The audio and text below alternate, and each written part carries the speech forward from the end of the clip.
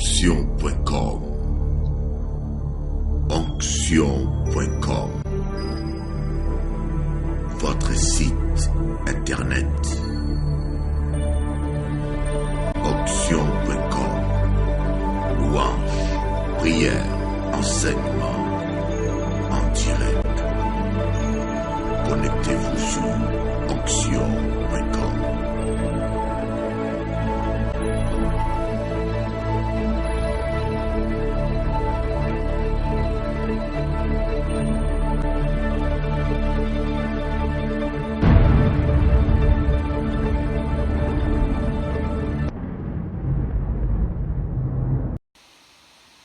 Bonjour amis téléspectateurs, c'est avec une grande joie que ce matin je vais vous apporter un message percutant, un message impressionnant. Préparez-vous à recevoir quelque chose de puissant et qui va vous aider à comprendre beaucoup de choses, beaucoup de phénomènes ou beaucoup de questions sans réponse dans votre vie. Aujourd'hui, je vais vous parler des esprits de charme. Les esprits de charme. Est-ce que ça existe? Charmer une personne. Faire de la sorcellerie pour que quelqu'un puisse vous aimer. Ou faire de la sorcellerie pour qu'un homme puisse quitter sa femme et partir avec une autre. Est-ce que ces choses existent réellement?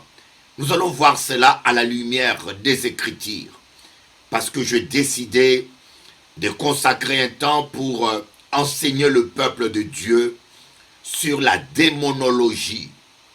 Comment faire les délivrances, comment aider les gens qui sont victimes de la sorcellerie et comment aussi aider ces gens, leur montrer que Jésus est le chemin.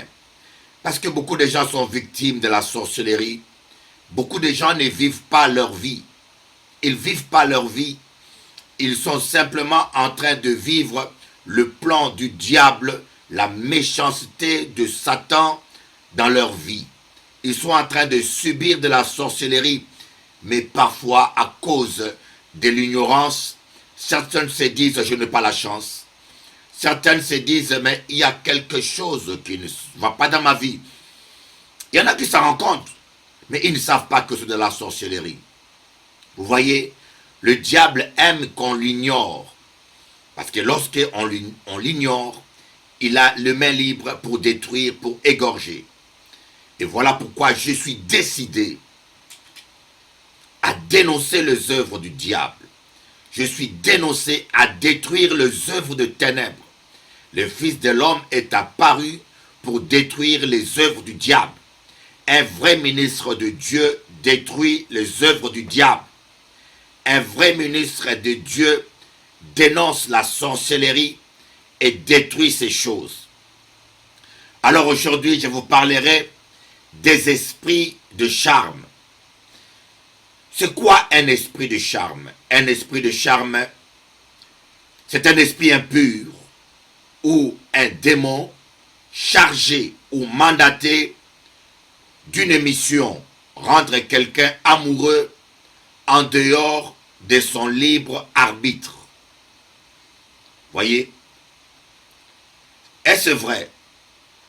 La victime est comme un esclave parce qu'il n'a pas fait un choix libre, parce qu'il n'a pas décidé d'aimer quelqu'un. La victime devient comme un esclave. Parfois, le lien de charme est tellement fort que la victime va supporter des traitements, des comportements humainement insupportables. Oui, le charme, c'est une forme de viol, mais qu'on ne peut pas prouver devant la loi. Et ce viol, c'est parfois un viol couramment pratiqué en Guadeloupe ou en Afrique et qui reste impuni. Heureusement qu'il y a une justice divine. C'est comme certaines drogues. Vous savez, je voyage beaucoup dans les pays de l'Amérique latine. Il y a certains hommes, comme les drogues circulent dans ce pays facilement, il y a certains hommes qui invitent des copines ou des femmes dans des boîtes de nuit ou dans des fêtes. Il les fait boire un verre ou deux verres d'alcool ou de vin et il rajoute une drogue. Une fois que la femme est prise dans cette drogue, elle perd sa volonté. Elle perd son libre arbitre. Il devient comme un esclave à la merci des vices, de maltraitance de cet homme. Et ce qui est pire, la femme, à son réveil, à sa reprise de conscience, ne saura jamais déterminer si elle était ivre naturellement ou elle a été droguée, puisque avant de consommer la drogue, elle avait consommé l'alcool. Et cela est très courant dans le pays d'Amérique latine, dans ce pays où la drogue circule, et malheureusement parfois aussi en France, au lycée ou en Guadeloupe, il y a certains milieux où on pratique ces choses. Voilà pourquoi je dis toujours aux jeunes filles, ne buvez jamais un verre qui n'a pas été rempli devant vos yeux. Il faut voir une bouteille ouverte devant vos yeux et un verre vide devant vos yeux pour accepter de boire quelque chose, parce que ce monde est devenu pourri, ce monde est devenu dangereux.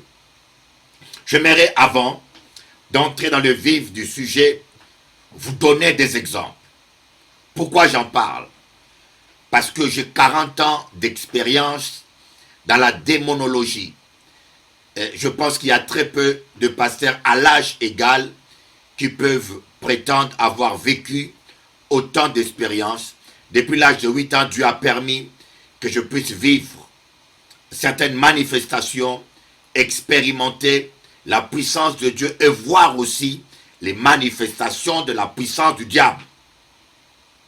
J'habitais à Gombe. Quand j'avais l'âge de 7 ans, 8 ans, on avait des voisins en bas de chez nous, parce qu'on habitait dans une maison en étage.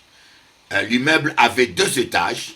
Nous, on habitait au premier étage et au rez-de-chaussée, nous avions des voisins. Il y avait un jeune homme qui s'appelait Eugène. Et très tôt, à l'âge de 10 ans, 12 ans, il était en relation avec quelqu'un de sa famille qui pratiquait l'occultisme. Et tout jeune, ce jeune homme va me dire, mon oncle m'a donné un parfum, si je le mets dans mes mains, et que la première fille que je vais saluer, elle sera amoureuse de moi. Et moi, je ne connaissais pas ce phénomène.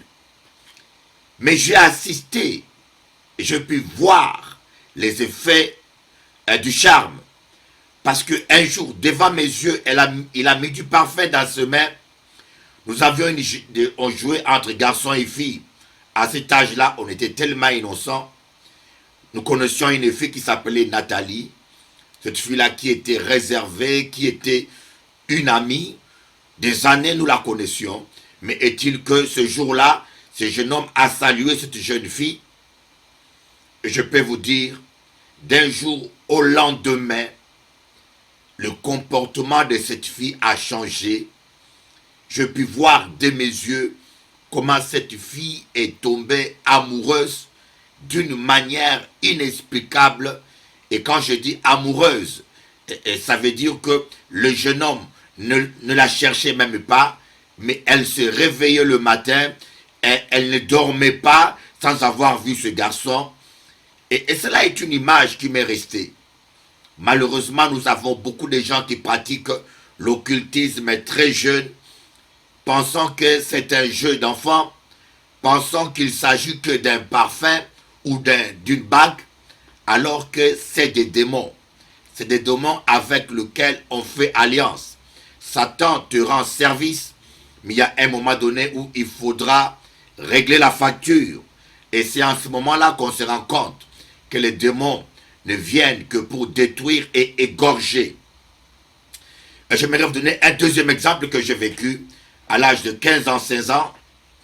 J'étais à l'internat à Bandaboma, au Congo, toujours en Afrique, lorsque un jeune homme qui pratiquait l'occultisme encore, c'est très fréquent en Afrique, et ce jeune homme, un jour, nous étions en train de suivre un match de football interscolaire. il va me dire, je vais te démontrer que j'ai un pouvoir. Et vous savez, à l'âge de 14 ans, nous ne pouvions même pas rigoler et bavarder avec des maîtresses qui avaient 35 ans, 32 ans. C'était inimaginable. Et il va dire à mes copains, j'étais à côté, j'observais la scène, je vais attirer cette maîtresse qui suit le match de venir s'asseoir sur mes genoux. Il a commencé à invoquer les démons et je peux vous dire, nous avons assisté à ça.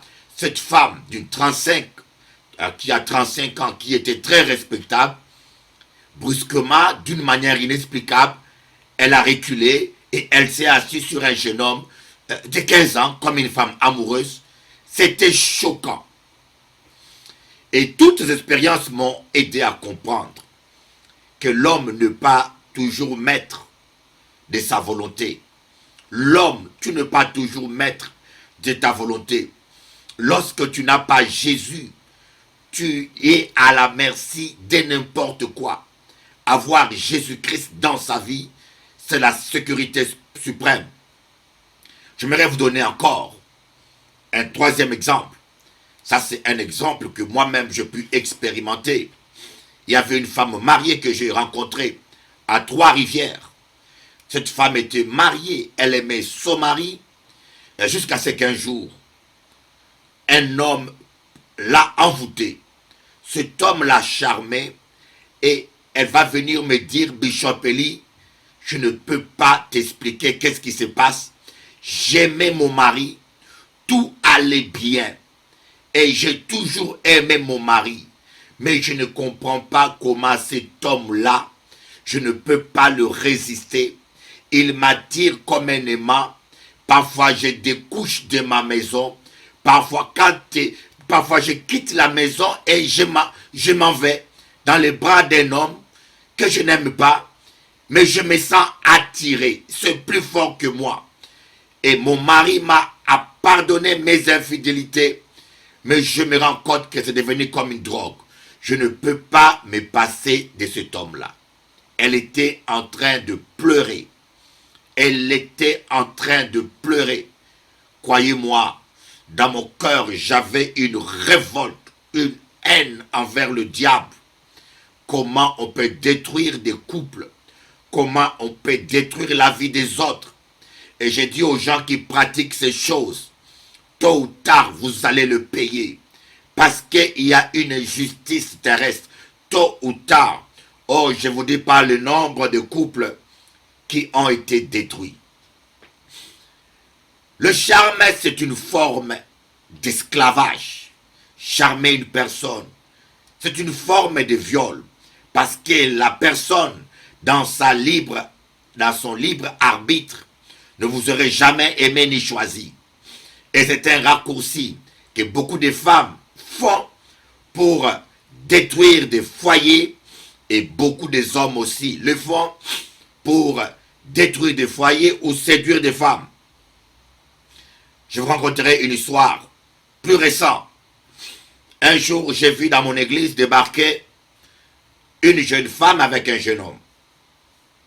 Et cette jeune femme va venir avec son copain. Elle avait une grande fille. Elle va me dire, Bishop Eli, prie pour moi. C'était pourquoi? Parce que elle tombait inconscient au travail. Parfois, ça lui arrivait à la maison. Et on appelait les pompiers. Les pompiers la ramassaient, l'amenaient à l'hôpital. On l'examinait au CHU de Pointe-à-Pitre. Il n'y avait aucune explication et on l'a ramenée à la maison.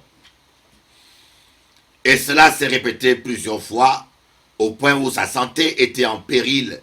Son intégrité physique était en péril. Et ce jeune homme va le conseiller de venir voir Bishop Eli. Sachant lui-même ce qu'il avait fait. Parce que ce jeune homme avait charmé cette jeune épouse.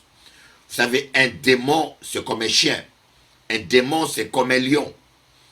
Vous pouvez l'apprivoiser pendant un temps. D'ailleurs, le sorcier et l'occultisme utilisent les démons, travaillent avec les démons. Un démon, vous pouvez l'apprivoiser pendant un temps, mais il y aura un temps où il devient incontrôlable. Combien de fois on a vu des gens qui ont nourri et élevé des lions, et un jour que le lion a eu faim, le lion a mangé et son maître. Vous voyez, et c'est un peu exactement avec Satan. D'ailleurs, Satan, il est comparé à un lion rougissant, cherchant qui dévorer. Alors, ce jeune homme avait fait du charme pour que cette belle jeune fille, elle était belle, une belle chabine, puisse tomber amoureuse de lui. Le charme a marché, sauf que le démon qui était censé le charmer a commencé à faire plus que le charme. Ce démon a commencé à attaquer sa santé. Alors, devant la situation, le jeune homme a amené sa copine à moi, à Bergevin, face à Cachafer. Et quand j'ai imposé les mains à la fille est tombée par terre. Ce n'était pas un esprit de maladie, ni la sorcellerie d'un voisin, c'était un démon de charme. Et je me suis mis à me battre avec lui dans le nom de Jésus. Je lui ai ordonné de partir. Vous savez, devant le nom de Jésus, aucun esprit ne peut résister. Et ce démon est parti. Mais une fois qu'il est parti, la jeune fille s'est réveillée. Elle ne ressentait plus rien pour son copain. Apparemment, elle était amoureuse, folle. Mais une fois qu'elle s'est réveillée, elle m'a dit, devant le monsieur, mais qu'est-ce que je fais avec cet homme? Je dis, mais c'est ton copain. Et le monsieur est sorti de mon bureau. Il m'a dit, Bishop Eli, c'est bizarre. Je ne ressens plus rien pour cet homme. Elle va me dire, mais comment je peux coucher avec un tel homme? À cela que je veux lui dire que tu as été charmé. Elle m'a dit, mais c'est pas possible. Je ne comprends pas. C'est comme un rêve. Cet homme l'a maltraité. Cet homme l'a frappé. Un jour, cet homme a pris une balle de baseball, l'a donné à la tête de la fille. La fille est tombée par terre. Elle a eu un hématome dans le cerveau. Elle n'a pas porté plainte. Elle était toujours amoureuse de cet homme. Le charme, c'est comme un esclavage. Ando Sakababa. Je dénonce ces choses. Je le dénonce. Je ne puis me taire et laisser les innocents être détruits et maltraités par des sorciers et des satanistes comme ça. Et ce jour-là, elle a dit, cet homme m'a vraiment frappé, me frappé à la maison au point où j'étais hospitalisé. Un jour, il a pris ma fille de 8 ans, il a soulevé et il a balancé la fille contre le mur. Mais je n'avais pas la force de le quitter. Mais ce jour-là, elle était délivrée et ce couple s'est arrêté ce jour-là. Le jeune homme m'a supplié, j'ai dit, je ne peux rien faire. C'est votre problème. Voilà un cas d'esprit de charme. Je vous donnerai un deuxième cas. Un deuxième cas, mais ici il s'agit du contraire de l'esprit de charme. Comment les gens arrivent à détruire un couple. Il y a à peu près 20 ans, j'avais rencontré une jeune femme congolaise tellement belle. Elle avait toutes les qualités. Elle était belle, elle était douce. Elle avait tout pour plaire. Tout allait bien avec son mari. Tout allait bien. Son couple allait bien. Son mari était amoureux. Ils avaient tous les bonheurs sur terre lorsque une femme a voulu récupérer son mari. Et qu'est-ce que cette femme va faire? Cette femme va mettre un masque sur le visage de sa rivale. Un masque. Je ne savais pas que ça pouvait exister. Mettre un masque sur quelqu'un. Et la dame va me voir, va me dire, Bishop Eli, viens prier pour ma maison. Je ne comprends pas ce qui se passe. Mon mari, chaque fois qu'il rentre à la maison, dès qu'il me voit, il devient nerveux, colérique. Il n'a jamais été ainsi. Il y a quelque chose qui ne va pas, Bishop Eli. Et je suis allé pour prier pour la maison. Et quand j'ai commencé à prier pour elle, elle est tombée par terre. Elle a commencé à se griffer le visage, comme si elle voulait enlever sa peau sur son visage. Et quand je vais ordonner au démon de partir, ce démon va me donner son nom. Il s'appelle masque, esprit de masque.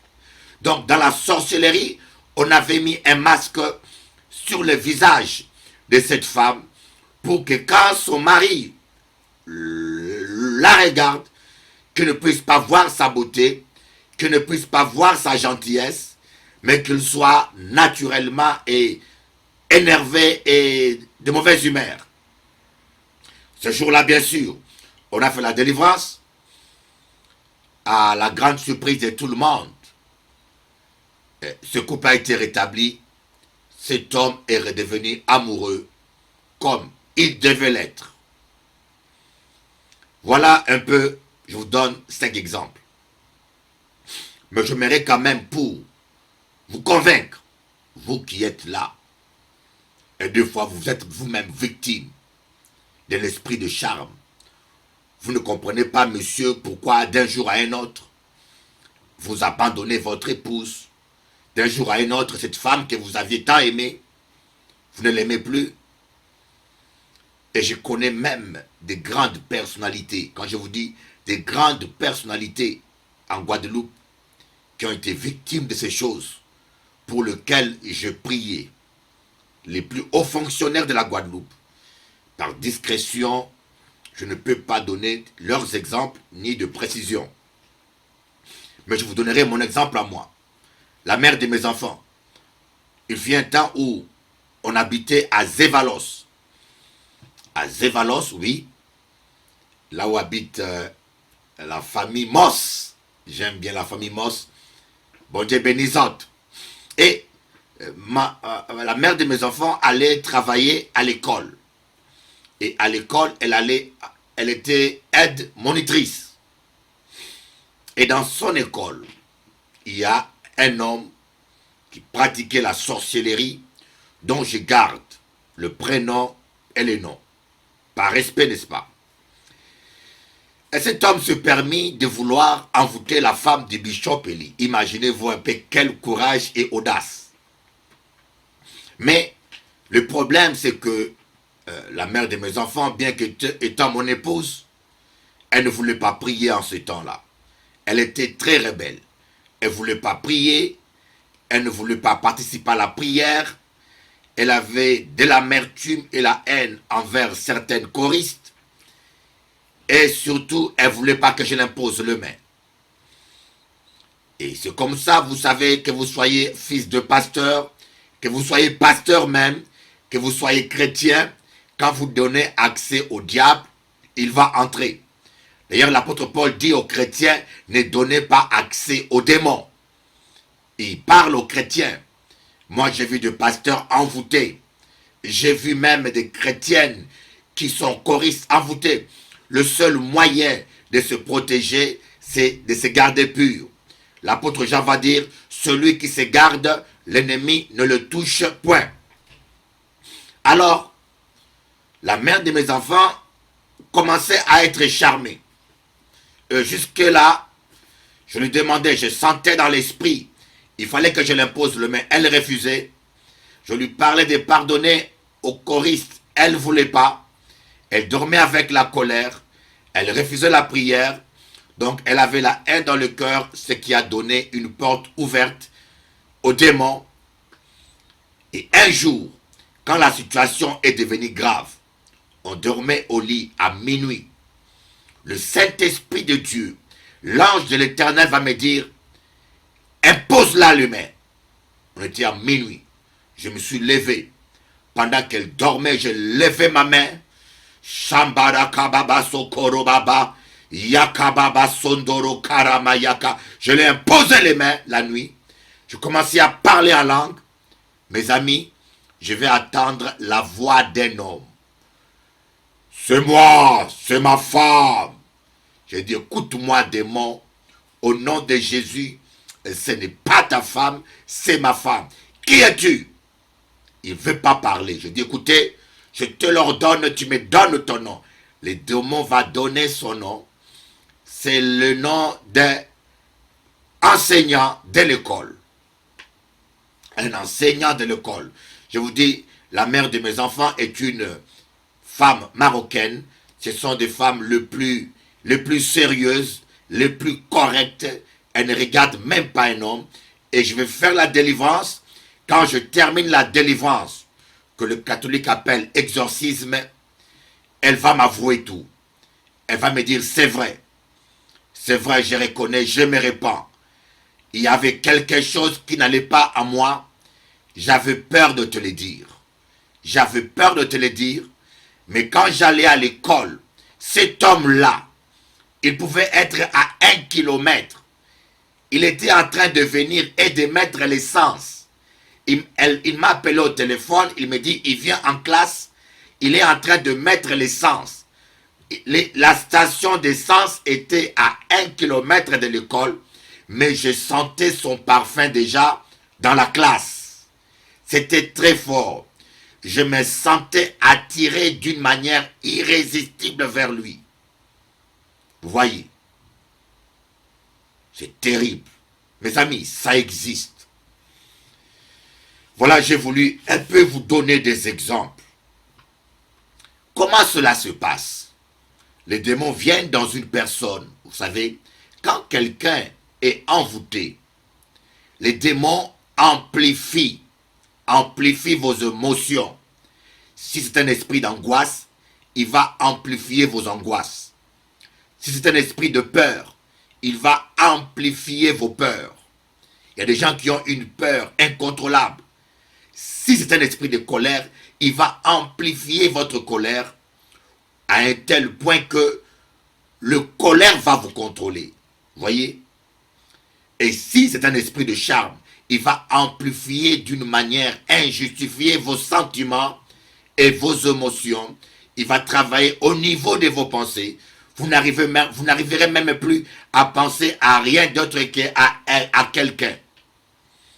Oh my God. Je suis convaincu, croyez-le-moi que ça existe. Et vous avez besoin de Jésus. J'aimerais vous donner 2 versets bibliques. Parce que tout ce que j'enseigne, je l'appuie sur la parole de Dieu.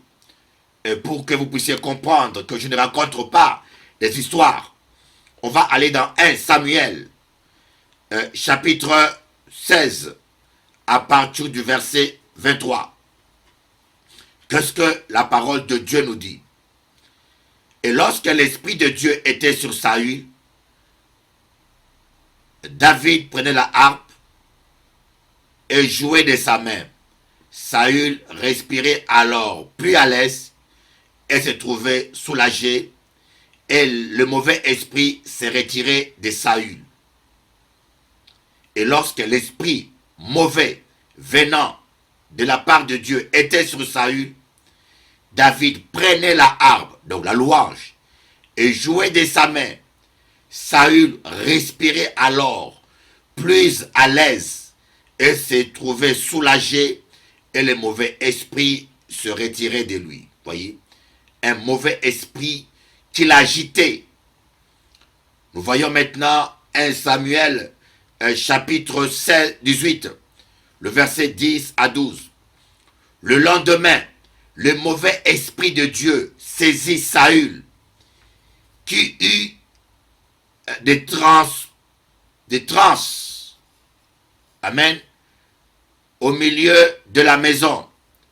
David jouait comme les autres jours, et Saül avait sa lance à la main. Saül leva sa lance, disant à lui-même, je frapperai David contre la paroi. Mais David se détourna de lui 2 fois. Saül craignait la présence de David parce que l'Éternel était avec David et s'était retiré de lui. Voyez, le verset 10. Le lendemain, le mauvais esprit de Dieu saisit Saül, qui eut des transes. Au milieu de la maison, David jouait comme les autres jours, et Saül avait sa lance à la main. Saül leva sa lance. Vous voyez que ici Saül a agi sous le contrôle d'un démon. Ici dans la Bible, lorsqu'on dit le mauvais esprit de Dieu, Dieu n'a pas de mauvais esprit. C'est une expression qui veut dire le mauvais esprit venant sous autorisation de Dieu. Parce qu'un démon ne pouvait pas envoûter un roi d'Israël, du peuple Élie, sans la permission de Dieu. Comme Saül avait désobéi à Dieu, ces démons agitaient Saül avec l'autorisation de Dieu. Parce que Dieu est un Dieu juste.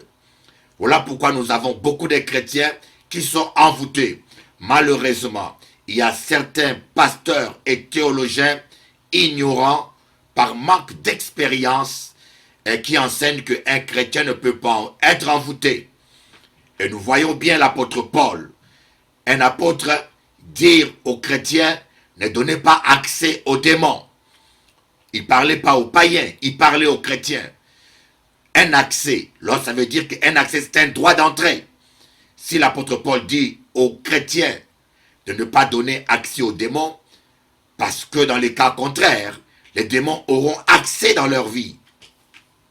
Donc nous voyons que les démons peuvent amener quelqu'un à agir au-delà du raisonnable.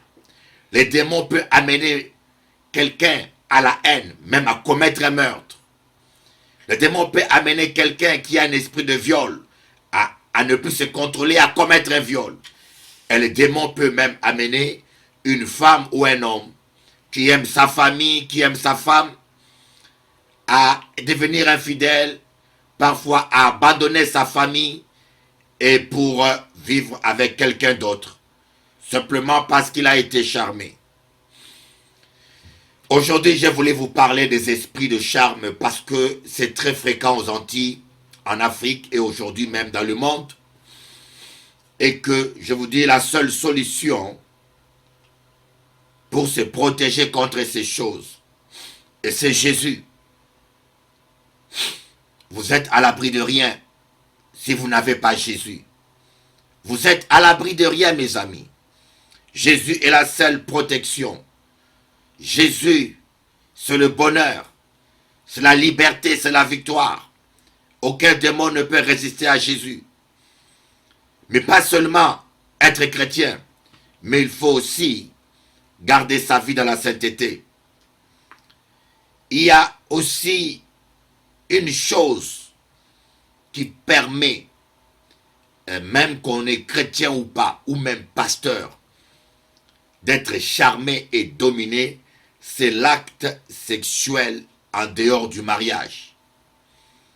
Chrétien, vous ne savez pas à quoi vous vous exposez. J'aimerais parler à certains hommes de Dieu. Beaucoup sont morts. Beaucoup ont eu des maladies dont ils ne savent pas les origines. Quand vous chassez les démons comme je le fais, quand vous dénoncez les mal publiquement comme je le fais, vous avez intérêt à avoir une vie en règle. Vous avez intérêt à marcher et à vivre dans la crainte de Dieu. Parce que Satan va chercher à vous détruire. Et si vous tombez dans le piège, l'une des armes que le diable utilise, c'est le sexe. Vous savez bien dans Genèse, le diable a envoyé ses filles pour séduire les fils de Dieu.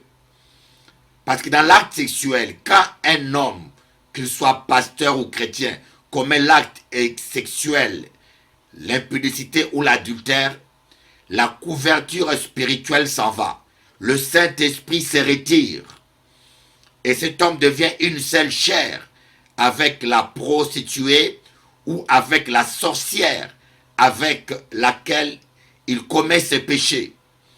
Et cette sorcière, si elle a les mains ouvertes, elle a le chemin ouvert, elle aura droit à votre vie.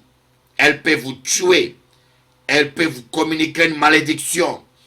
Elle peut même vous rendre malade. Elle a tous les droits sur vous. Voilà pourquoi je vous dis, gardez-vous dans la sainteté, les enfants de Dieu. Gardez-vous purs et propres. Gardez-vous purs et propres. Merci Seigneur. Merci au Père pour le sacrifice de la croix.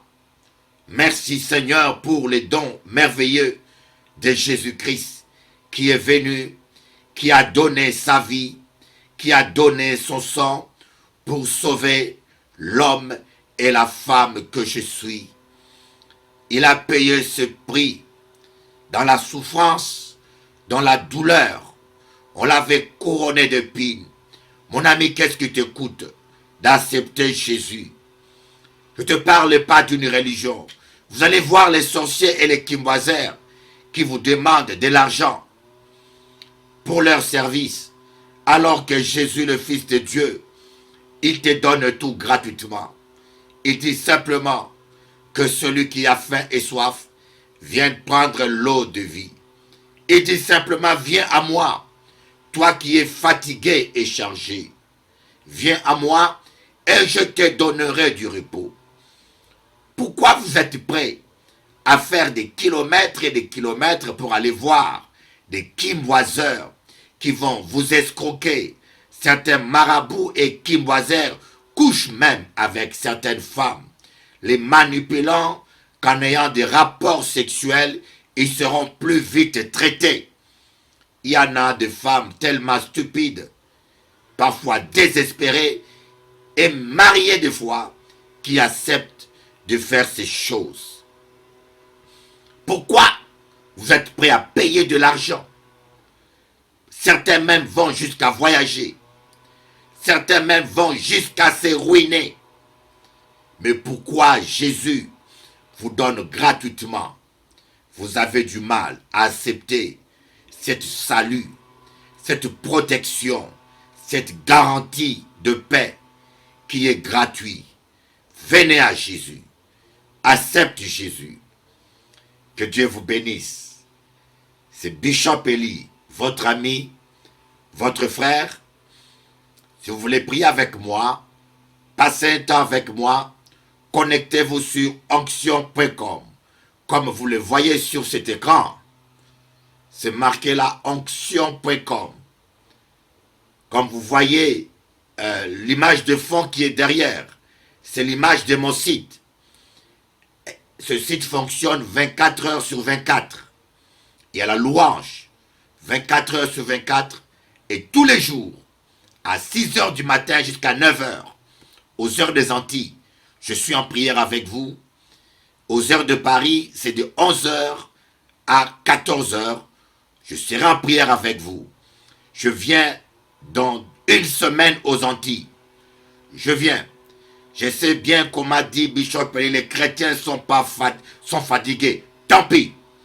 Que ceux qui sont fatigués restent à leur maison dormir. Moi, je viens pour ceux qui veulent être délivrés. Moi, je viens pour ceux qui sont désespérés. Je viens pour ceux qui ont faim. La première église apostolique avait culte tous les jours.